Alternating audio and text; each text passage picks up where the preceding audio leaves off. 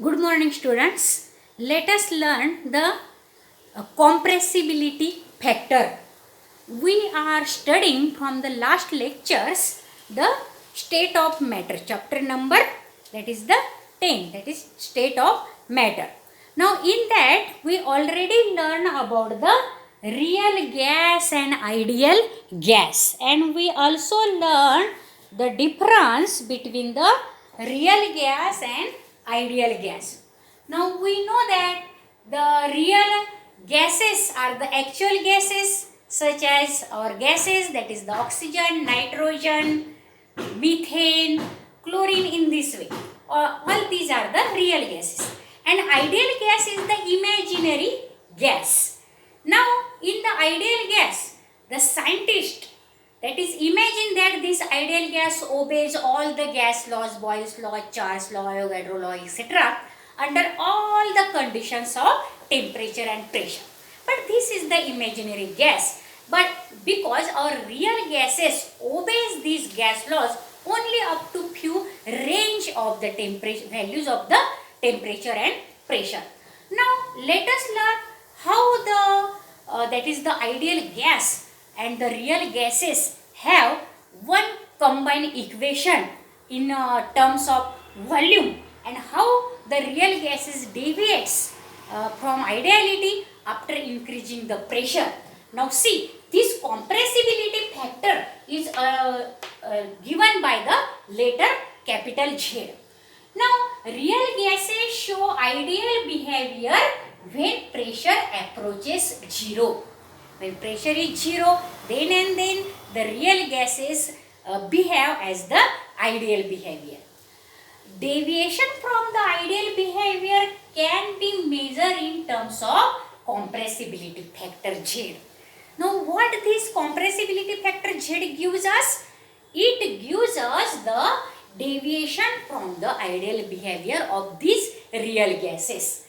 Now this Z is, that is the compressibility factor, is nothing but which is the ratio of product of pressure and volume, that is PV, and this constant nRT. Now this that is Z is equal to PV divided by nRT. You know that here pressure, P is pressure, V is volume, N are the number of moles, R is the gas constant, and T is the temperature. So Z is given as Z is equal to PV divided by nRT. Compressibility factor is nothing but it is the ratio of the product of pressure and volume, and that is the nRT. Now when we plot a graph of this compressibility factor Z, now these are the values of compressibility factor Z's are given from this 0, 0.2, 0.4, 0.6, 0.8, here 1.0, again 1.2, 1.4, 0.2 units there is increase in these values of the Z. And here if we plot the graph of this Z, that is the compressibility factor versus pressure in bars such as 200, 400, 600, 800, 1000 in this way, then what happens? When we plot a graph of Z versus pressure, compressibility factor versus pressure, then we obtain a straight line.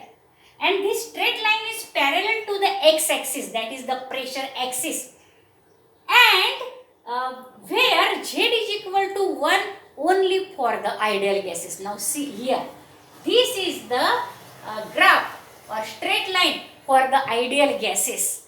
At that time, the value of compressibility factor is 1, and this graph of the ideal gas of compressibility factor Z versus pressure in bar is a straight line which is parallel to this x-axis, that is the pressure axis, only for the ideal gases. And the other gases, that is the real gases, here only for ideal gas Z is equal to 1.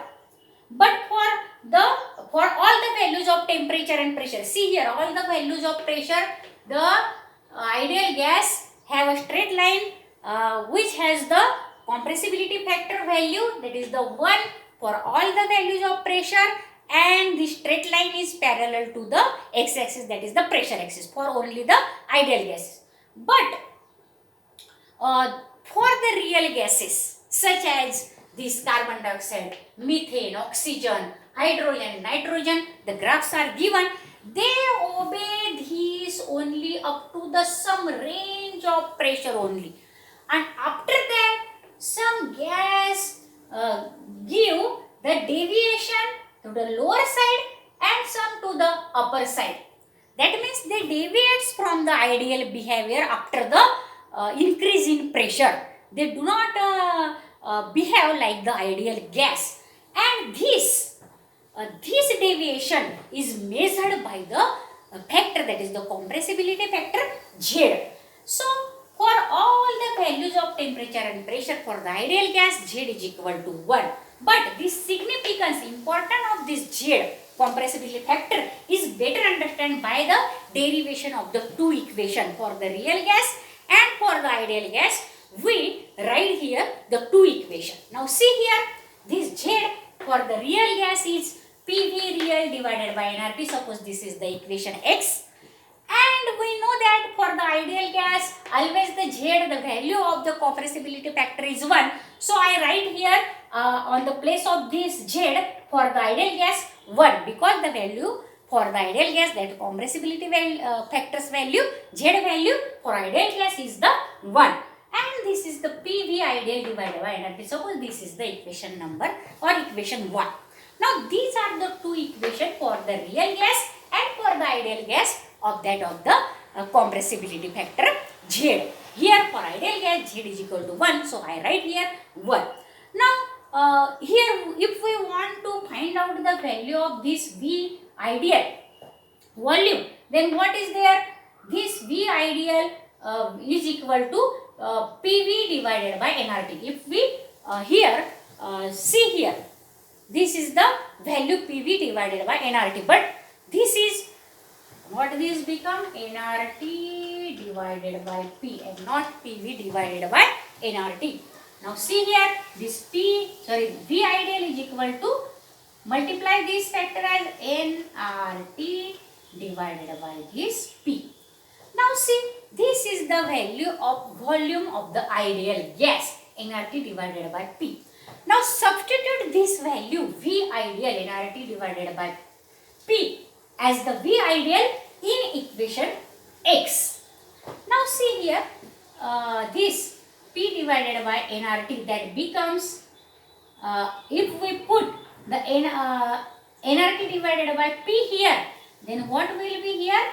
V ideal that becomes. Now see here, this Z is equal to, here is the that is the reciprocal of this nRT divided by P, that is the P divided by nRT. This is the reciprocal. So V ideal is equal to nRT divided by P. So P divided by nRT is equal to 1 divided by V ideal. Do you understand that? The reciprocal of this is the 1 divided by ideal.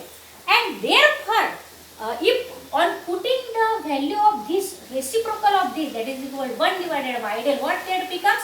Z is equal to V real divided by V ideal. That is the volume of the real gas divided by volume of the ideal gas. Now just reciprocal of this, that is the 1 divided by ideal, and this is the ratio, that is the compressibility factor. We can, from this we can compare the value of this Z of V ideal volume and V real volume and V ideal volume of these two gases. Now this is the significance of the compressibility factor Z. Now let us learn the next topic again.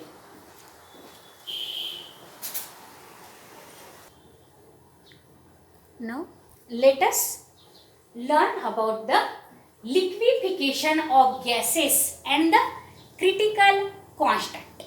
Now there are the three critical constants, that are critical temperature, critical volume and critical pressure. Now this critical temperature, that gives us how the liquid and gaseous state, or how the gaseous state and liquid state are in a they are they coexist. That means at that temperature, both liquid and gas coexist, and that phase, that is not the totally gaseous or totally liquid phase, but when these two phases just coexist at that temperature, that phase is, we call that phase as the fluid. Now fluid is not totally the gas or not totally the liquid. Now above and below this critical temperature, these two states can be separate as the gas or liquid state. Now let us learn how it is possible. Now liquefaction of gases, that means conversion of gas into the liquid phase. And about the critical constant we have to study now. Most of gases or real gases behave as the ideal gas at very high temperature. There must be high temperature, then and then the real gases behave as the ideal gas, that they obey the Boyle's law, Charles law, all the gas laws as the ideal gas. Now most of the gases behave as the ideal gas at high temperature. For example, when we draw or plot pressure versus curve for this CO2 gas at 50 degrees centigrade, that is the high temperature, what we obtain? It is like the ideal Boyle's law curve, as that is the Boyle's law curve we already learned in the graphical representation of Boyle's law. So at 50 degrees centigrade, this carbon dioxide gas behaves as the ideal gas, and it shows the similar curve as that of the ideal Boyle's law gas.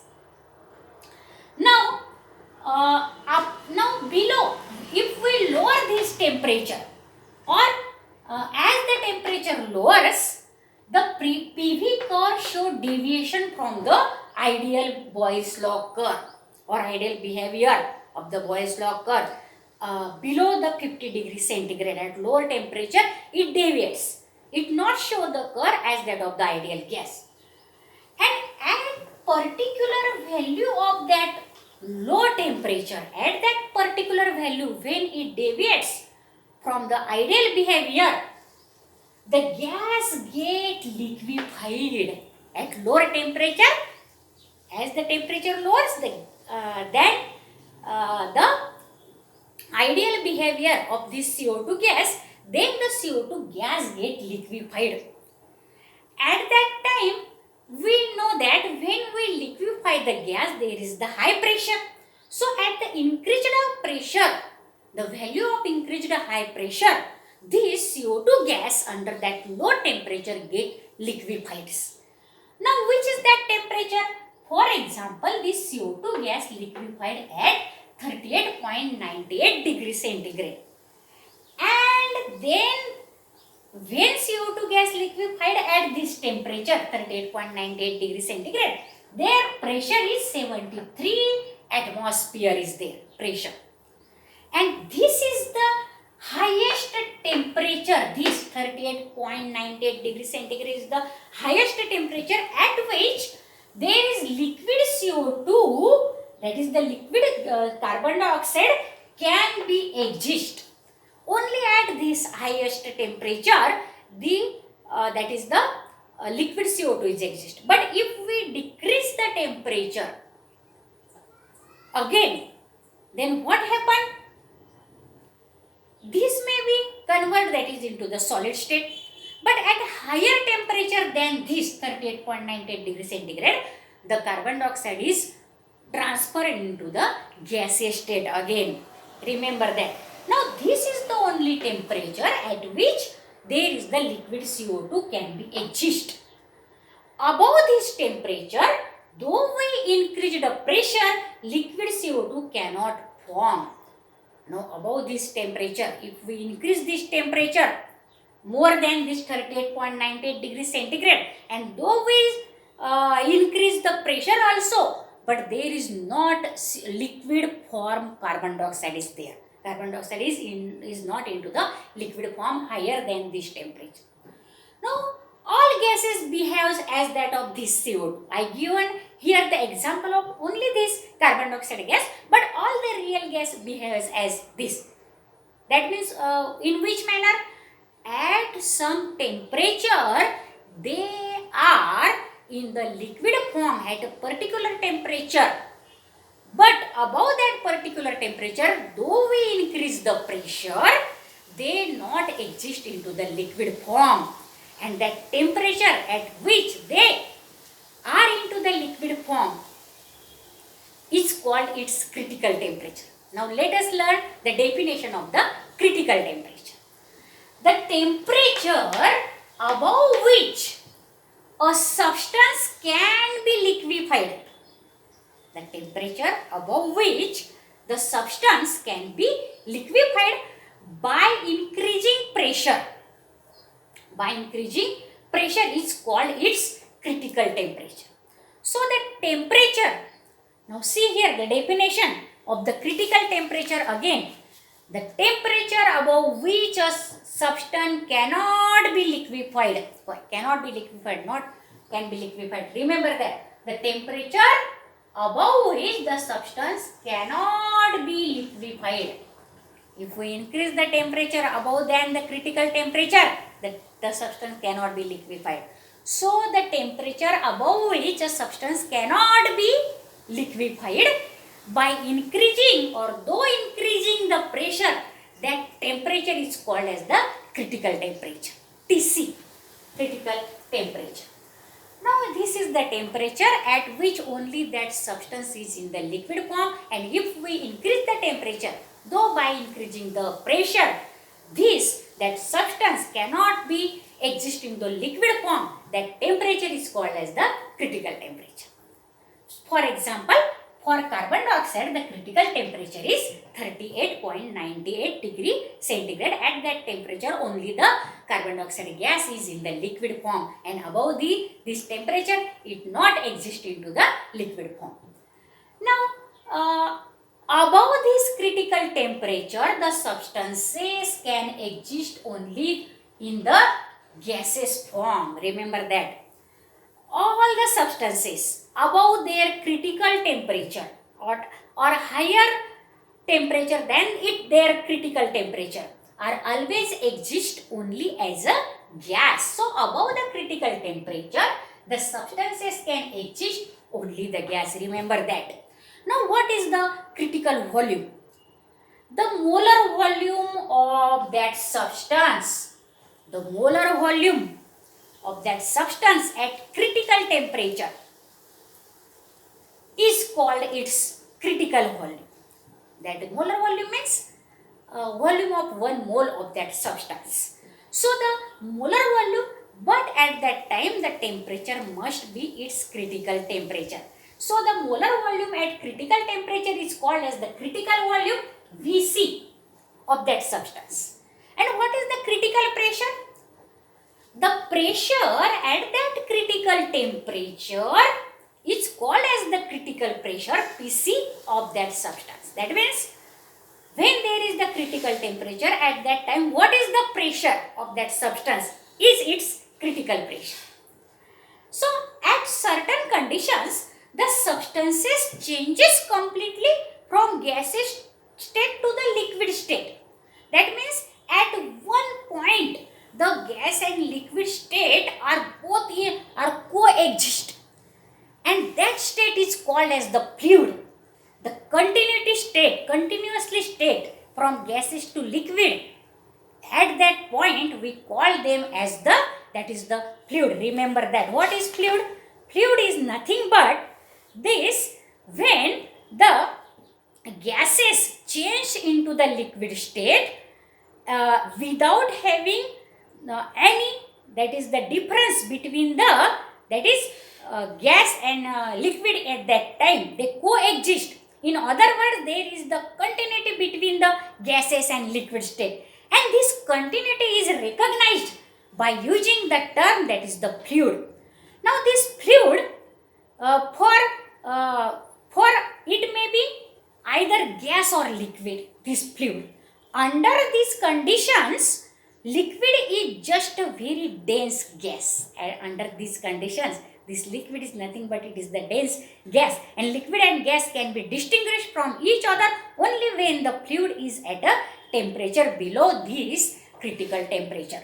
So below the critical temperature we can that is the only distinguish from the liquid and gases. Now remember this always. Now these are about the liquefaction of gases or transformation of the gas into the liquid state, and what are the critical constant. Now that critical temperature that fixes or that determines the liquefaction of the gas.